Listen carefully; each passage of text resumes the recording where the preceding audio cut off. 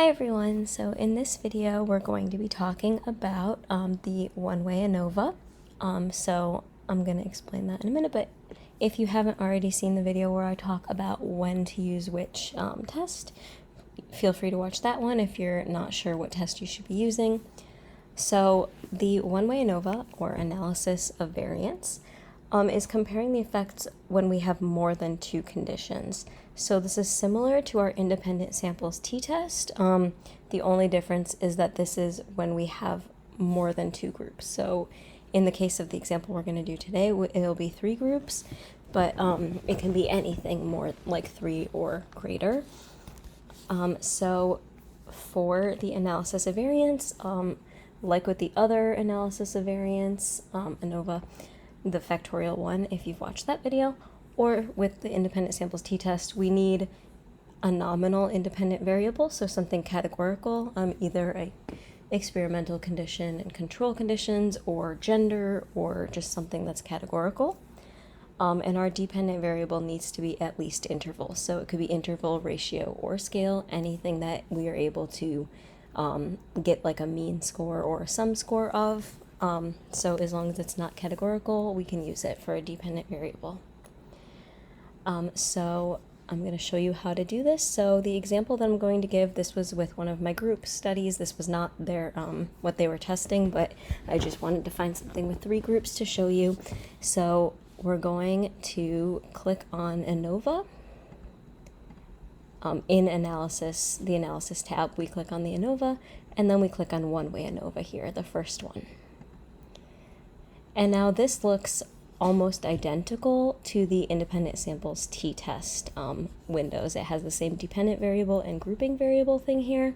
The additional statistics are a little bit different, but that's the only main difference.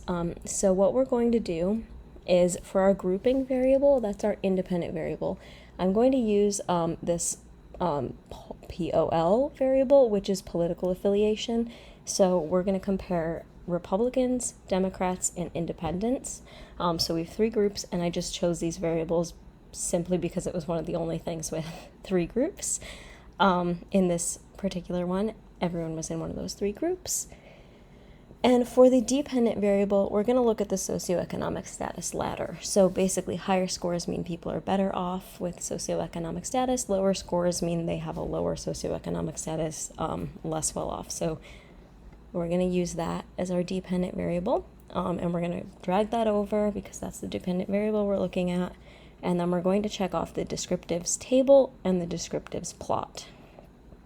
We'll leave everything else how it is.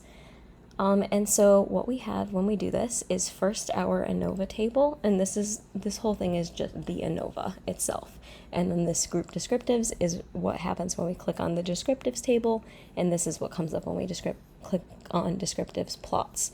So this first part is our ANOVA, which is what we'll look at first. So it's showing our dependent variable, which was a socioeconomic status ladder question. We have an F value, which is our ANOVA value of 4.63. And then we have our degrees of freedom. And so you would report this, the first degrees of freedom. So you'd report 2, and then you would put a comma, and then 49, which is our second degree of freedom. And there's more information about this and reporting this and what that should look like in the PowerPoint for week 12. So feel free to refer back to that when you are writing up your results. But that's where you would find that. I know we already talked about that in class and everything. And then we have our p-value, which is 0.014, so less than 0.05. So we can see that there is a statistically significant difference between the three groups.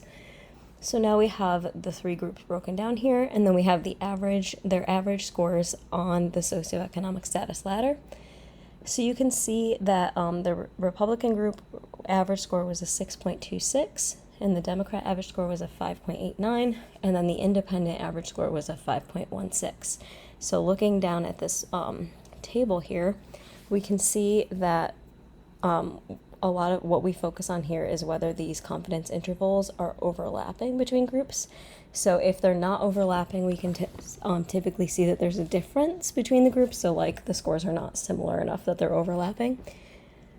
We can see kind of that the Republican and Democrat group the scores look pretty similar. They're mostly overlapping, like this Democrat bars are almost entirely inside the Republican bars, except for like a tiny bit. So those groups are likely the same.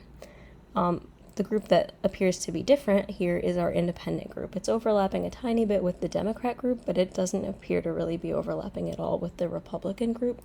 So what we can say from this is that the independent group had a lower socioeconomic status than the Republican and Democrat group, or perceived socioeconomic status. So the Republican and Democrat groups reported a higher socioeconomic status than the independent group. So this basically just allows us to look at differences between 3 or more groups at the same time, whereas our independent samples t-test that we talked about earlier only allows us to compare this difference between 2 groups. So this is the test we will use anytime that we have 3 or more groups in our independent variable. All right, thank you for listening.